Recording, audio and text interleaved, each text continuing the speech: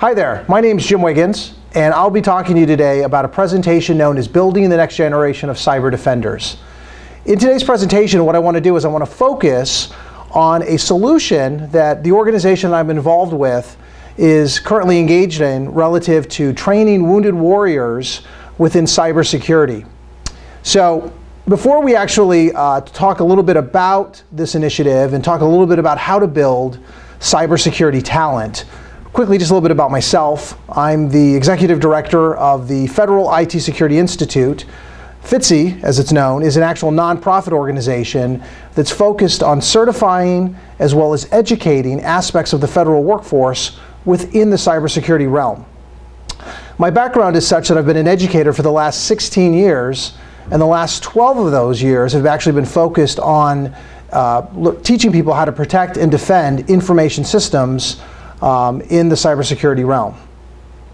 All right, so really what I want to do is I want to characterize today's discussion around three kind of basic principles. And I've got them here on the slide. And really what I want to do is I want to talk a little bit about why, I want to discuss what, and I also want to discuss how. So what I really want to do is I want to open up with our first point, and I really want to talk about why this topic that I'm coming to you today and talking to you about really matters. So we'll talk a little bit about the problem space. So that'll be the first thing that we're going to talk about. And I'll point that out as we're going through the presentation. The second thing that I want to then talk to you about is, what does it actually mean?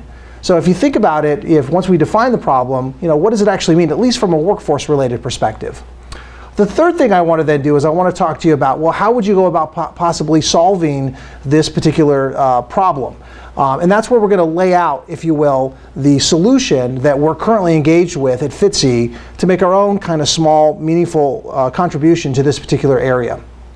So those are really the three things I want to talk about: the why, the what, and the how. And as we go through the presentation, I'll point them out to you just to kind of keep everybody on track. So if you can just remember those three basic ideas, point number one, point number two, point number three, today's presentation should go by pretty quickly. Okay, so I want to first, as I mentioned to you, talk about the why, right? So that's point number one. That's the first point that we want to talk about. Why does this matter? And for those of us that are involved in the cybersecurity realm, we know that it seems like every week there's a new thing on the news that talks about this particular organization has been compromised, or that particular organization has had a data breach. And what we're finding is that the cybersecurity challenge really, in some ways, stretches back to the origins of our country. One of the unique things that we've had in the United States has been kind of some unique geographic as well as economic advantages on the world stage. We've been able to successfully repel invading forces over the last couple hundred years. And what's happening in many ways is the internet and the use of technology within our society has really become an equalizer. It's been a game changer in a lot of ways. We see that, for example, organizations or the country itself over the last couple hundred years has been able to, like I mentioned, successfully repel them. But today what we're finding is a lot of countries out there, a lot of nation states, a lot of them that we would think of as competitors in terms of our world position, are now using technology really kind of against us in a pretty aggressive way. We've seen, for example, the rise of threats to from a cybersecurity perspective just over the last couple of years. This hasn't always been the case, right? I remember back in the 1990s, we were really focused on workforce development and training, how to build technical skills relative to building networks, building IT infrastructures. Today what we find is kind of the outcome of that has now come home to affect us, in that we now have these pretty robust information systems, but now we got to figure out a way to basically protect and defend them. So what we find today, of course, is the threats that we see are those that are really targeted in many ways at the IT environment. The challenge, of course, is, well, where is it all headed, right? What does the next decade or a couple decades from now look like in terms of the cybersecurity landscape? We don't know exactly where it's headed, but this we do know, right? Our dependence on technology is going to continue to consume more and more technology, and as a result, we as a society, we as a nation are going to become more dependent upon it than we were today, than we were yesterday, than we were 10 years ago. here's an interesting perspective for you. If you think about for a moment military might, you think about things like our ability, again, going back to my example of being able to repel invaders. One of the unique advantages for us, at least economically, has been that we've been able to mount very large armies with very advanced weaponry, nuclear weapons, cruise-guided missiles, a full range of tactical and strategical weaponry that's been able to maintain a certain level of dominance in the world stage. The challenge, as you can see in this particular slide, is that the computer, now being used as a weapon, now has the ability to really, again, as I mentioned, equalize that particular space. And so now we find a lot of these organizations, a lot of these countries out there are using the technology, again, against us. They're basically setting up cyber teams that are coming in and basically connecting into our particular information systems. They're setting up shop, and in many cases, they're exfiltrating. They're actually removing the information from our companies, from our organizations, and really affecting a lot of our intellectual property and a lot of the things that really maintain a level of uniqueness and individuality as it comes to organizations within the American economy. Here's a slide that really kind of conveys for us this idea of, historically speaking, the information that was really important was always kept at the upper echelons of the United States government. Today, that's changed completely, right? Today, we've got lots and lots of organizations out there. Pretty much every organization relies upon its technology for its competitive advantage, for its ability to differentiate itself in the marketplace, which means that it's not just the federal government now that has a cybersecurity challenge. It's a challenge that's felt by every organization in pretty much every walk of life, in every industry, and every vertical within the United States. Okay, so that's the why this matters. So we've talked a little bit about the why. Now let's talk about, what does it actually, what does it mean? So why is this important?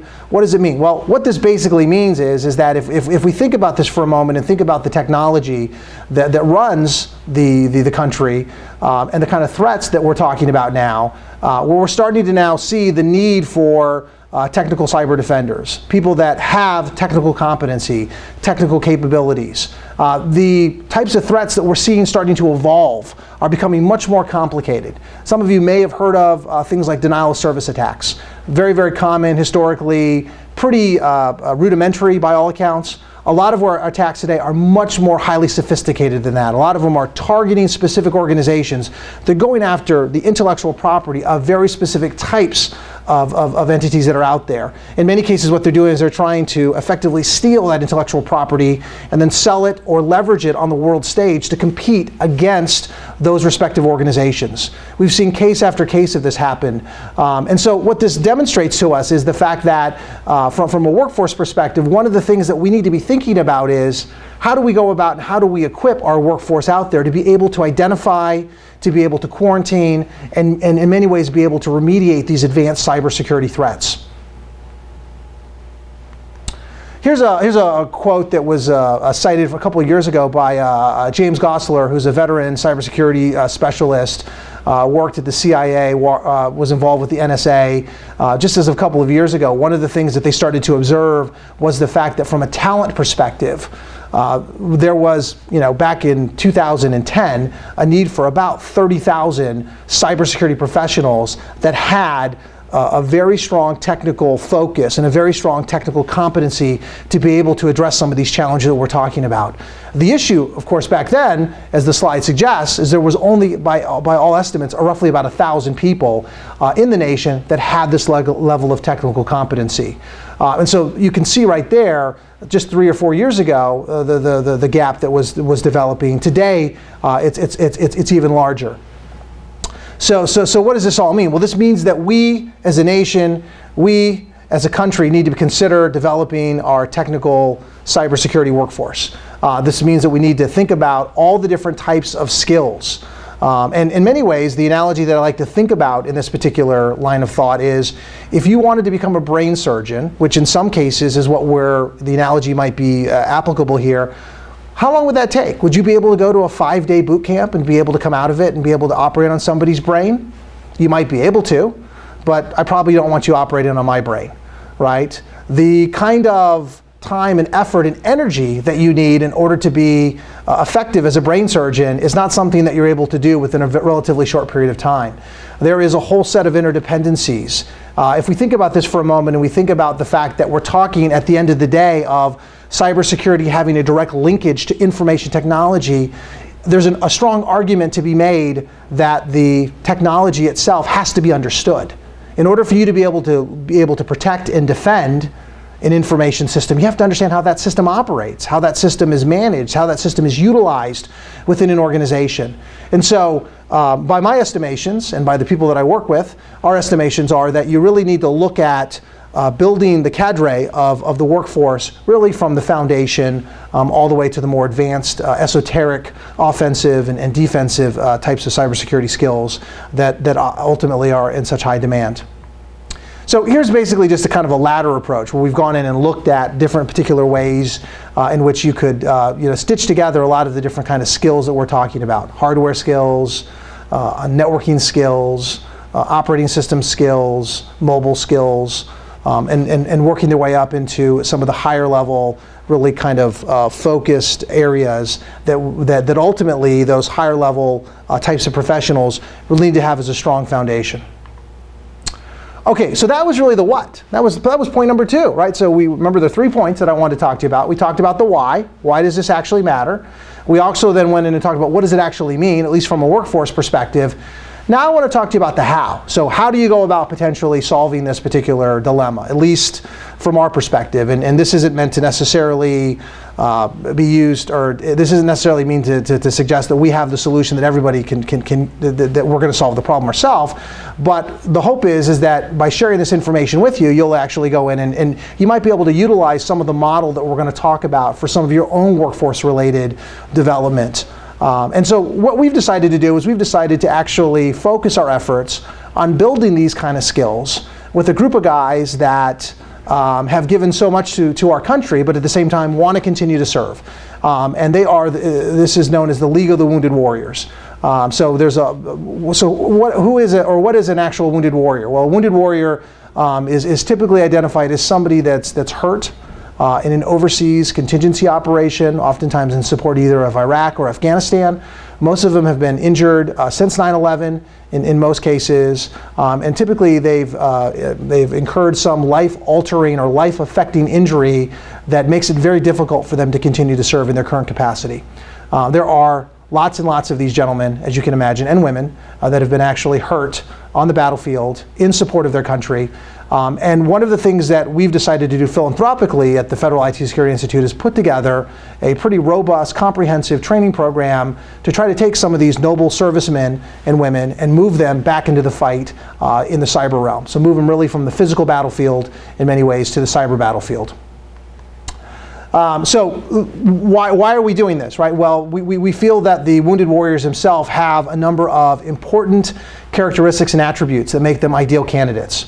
First off, you'll notice that they've already demonstrated an ability to be trained. That's a huge, huge advantage in our estimation. Second, they have an availability of time. A lot of these guys have been injured, they're recovering, they might be, for example, at Walter Reed or another medical hospital, and they're undergoing surgeries, they're undergoing certain types of recovery efforts, and so they have, in many cases, a year to 2 years of time on their hands. In addition, they want to continue they want to repatriate, they want to ingratiate back into society in a meaningful way. They have an interesting aptitude for strategy and tactics, which by our estimation is very, very important in the cybersecurity realm. If we think of this in offensive and defensive modes between nation states or between different groups, different organizations, there's a lot of knowledge that can be transferred from the physical battlefield to the cyber battlefield. And then the last point there, the nation needs them. That's probably the most important. We've already identified that in the why section where we went in and discussed why this actually matters. So what we've done is we've put together a training continuum that really tries to address this how. And so what we've done is we've gone in and looked at the kind of skills based on the ladder that I showed you previously and broken this down into 4 distinct areas. You'll notice that we talk about the need for foundational IT skill development. We think that is so important. That's so core to this entire process. You can't get to those higher technical skill areas unless you, again, understand the underlying infrastructure. Then we've got a foundational cyber area that we introduce them to all the cybersecurity concepts and ideas. We've got a core cybersecurity area where we really kind of build out a robust set of skills, and then we get to the fourth, which is the expert level, and that's where we really start to get to those higher level skill sets that we talked about: offensive security, penetration testing, incident handling, forensic specialists, things along that nature. So how we are actually doing this today is we're actually leveraging what's already in the marketplace. But rather than go in and try to find a one-size-fits-all approach that says this one particular program or this one particular certification does it all, we've brought them all together in a comprehensive way that really breaks out those foundational skills, both in terms of the IT area, the cyber area, the core, and then the expert. And so these are some of the organizations. Some of you watching this video, and some of you actually having workforces where you happen to work, probably have employees or staff that actually have some of these existing certifications. So this is kind of our continuum of how we're working through the process. We've broken it down into the 4 different areas that I discussed, mapped in the actual certifications. And for the Wounded Warrior, what we're doing, rather than having a brick and mortar type of training event, we're doing this all online. So a lot of what you're doing today with us in terms of this webinar and the conference and the solution, we're using comparable technology out there to meet synchronously with the actual students. We've got a number of different partners that have donated resources. One of them here is Avaya. They've got an avatar-based platform. We're using Adobe Connect and a full video audio synchronization to really replicate in many ways what you would normally find within a classroom environment. In addition to that, obviously we have to build real strong hands-on technical skills. So we're leveraging something known as a cyber range technology. This is an online platform where people can actually practice both during the class or offline as well. So rather than just coming to a bunch of courses and listening to a bunch of talking heads, get into a bunch of discussions about the merits of this technology versus that technology, or just only listen to a bunch of lectures, there's obviously a whole bunch of hands-on lab activities, and the cyber range technologies helps us facilitate that particular capability. While they're on the cyber range, what we're doing is we're actually having them take a role-based approach. So they do different tasks for different types of jobs. So this really kind of mirrors up with, or dovetails in our estimation, what somebody might run into in terms of the course of, hey, I started off in the IT realm, and at some point I decided I wanted to move into the cyber. Or when I was an IT guy, I had to be a help desk, and then I was a network administrator, and then I was a network engineer, and then at some point I decided to become a security analyst, and then from a security analyst I became a security engineer, so on and so forth. So what we're doing as we're mirroring up the certifications, the bodies of knowledge, the cyber range technologies, and what this is really going to end with at the end of it is a performance-based assessment that's going to be able to prove, or demonstrate, I should probably say, that these candidates actually have skills, that they can actually perform a certain number of tasks. Now, not necessarily, super high end, right? But that they'll be able to go into an environment and they'll be able to deal with a lot of these more advanced esoteric types of issues. And so what we're doing is we're going to build a performance-based capstone at the end of this that will then measure the capabilities and the skills of the individuals. In our estimation, this is the missing link that's not out there today. A lot of training gets done, and you have a certification program that's a multiple choice test, but the problem with it is it focuses students during the learning process on maybe the things that aren't quite so important, passing the test as opposed to developing the skills. By telling these candidates that in order for you to graduate this program and be able to go on and for us to basically indicate that you're a graduate and give your blessing, you basically have to perform on the job in this performance-based environment. And what that does is it changes the mentality of the candidate while they're actually going through the training program itself. So we're mirroring up all of these together in a comprehensive program.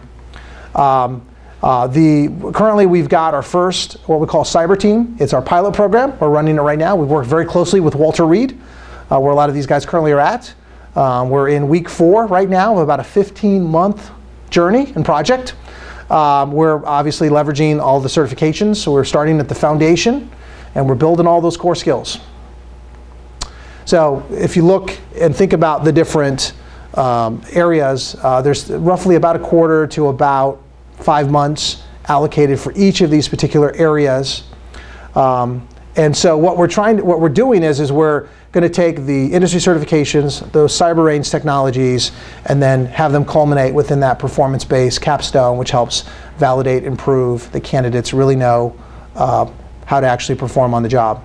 This gives us some insight here into the schedule. We're roughly doing a course about every 5 or so weeks, between 4 to 5 weeks. So we've got 14 individual units or modules we're going through, so that's going to take us between 14 and 15 months to complete. And in terms of the schedule, we're meeting with these guys 2 nights a week currently, and what we're doing is we're meeting them at night online, which gives them an opportunity to both digest a lot of this information rather than getting fed with a fire hose like you normally would if you went to a 5-day boot camp. They're able to actually now take the information, work with it a little bit offline, work with the activities. And so I found historically that this is a great model to basically start to build the knowledge, the skills, and the abilities of a candidate within a program that's as rigorous and as aggressive as this. How are we, it always comes up, how are we actually paying for all of this, right? Well, so the great part about what we're doing is that we're able to go to the industry, and the industry's been very, very helpful and very generous in terms of donations. We've gotten commitments from all the certification bodies for resources, both in terms of exam vouchers, textbooks, online providers, you name it. For future cyber teams, our plan is we just started a foundation, so the organization that I mentioned, the nonprofit, just started a sister organization known as the FITCI Foundation. And what we're doing with that is it's basically applied to the Internal Revenue Service as what's called a 501c3 charity, so that we can receive tax deductible, or we can receive donations that are treated as tax deductible from the IRS's perspective. Online providers, I mentioned we've got Avaya stepping up to the plate. DoD has expressed some interest in helping out directly. They've got a pretty robust cyber range that we're in talks with right now of actually leveraging. Here's all the different certification bodies that have different certification programs that help facilitate all of these skill developments that we're basically talking about. In fact, we actually wrote a white paper, circulated across all the certification bodies, and they were, for all intents and purposes, pretty happy and more than willing to contribute different resources and different, different tests and vouchers and things like that.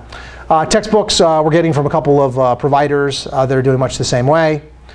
So where does this all end at, right? What's the result, right? So again, we're still talking about the how. I'm still on that third point, right? But the result, we see 3 different constituencies being served here. The first constituency is the nation. Well, we've already identified some of the challenges back in the why. Why does this actually matter? So we think that we'll begin the process of having highly technically trained cyber defenders. Additionally, we'll be able to demonstrate through that capstone that the graduates will actually have performance. They'll be able to go in and actually perform in a mock operational environment that would translate in many cases to what you might find if they were actually doing certain comparable related tasks on the job. In addition, you'll notice that the Wounded Warriors themselves will receive some benefits. They'll be able to basically continue to serve their country, so that's one of the really important outcomes that we see for these guys.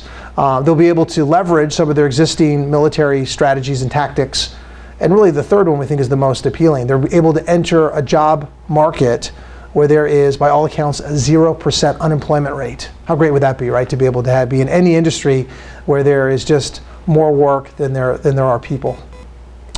For the industry itself, our contribution, we think, will help to begin the process of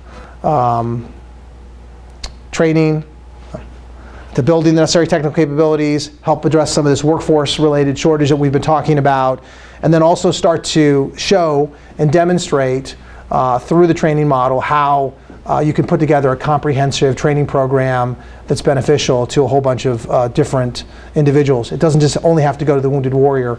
Anybody could take this training continuum and apply it within their particular organization. So for the Wounded Warriors, here just talks a little bit about the criteria. We basically are requiring that candidates that want to apply to the program have certain attributes and capabilities. We've got them listed here. But in terms of the criteria, they have to have been injured in an overseas operation, either in support of Iraq or Afghanistan, and they have to have received or plan to receive a 30% medical rating in terms of their injuries from the med board that will actually review them. There's a whole bunch of examples of types of injuries that this can qualify for. Obviously, amputee, traumatic brain injury, PTSD, those are some that just come immediately to mind, and there's some that are listed up there as well. In addition to that, candidates have to basically submit a reference letter from their occupational therapist, or if they've already transitioned out of the service and are now a veteran, they also have to get 3 professional letters of recommendation. And then the third thing, which we've got here on the application, is they also have to take an aptitude exam. It's for IT-related core competency to make sure that at the end of the day that they'll be able to navigate the IT environment and a lot of the virtual and the abstract concepts that cognitively a lot of students tend to grapple with. In terms of participation, we do actually have a corporate sponsorship program, so if anyone's interested, we are always looking for help. We've talked to a number of different organizations. A lot of organizations are starting to contribute. We've got a sponsor program for gold, bronze, and silver. People can make personal contributions if they want. In addition to that, we also have one thing that's very meaningful is to help us just find the wounded warriors that want a career in cybersecurity. I think that's one of the biggest challenges. A lot of them want to do other things, and so there's obviously only a small group of these guys that have a desire to move in this particular space. My contact information is here on the slide. So I can be reached at the phone number. Also at my email address. If you want to follow up, if you have any other questions, feel free to reach out to me. In addition to that, if you want to learn more about the program, we have actually set up a dedicated website. It's http://www.w2cca.org. That's for Wounded Warrior Cyber Combat Academy. And then, of course, the nonprofit that I am involved with that's actually spearheading this initiative is the Federal IT Security Institute, and that is www.fitc.org.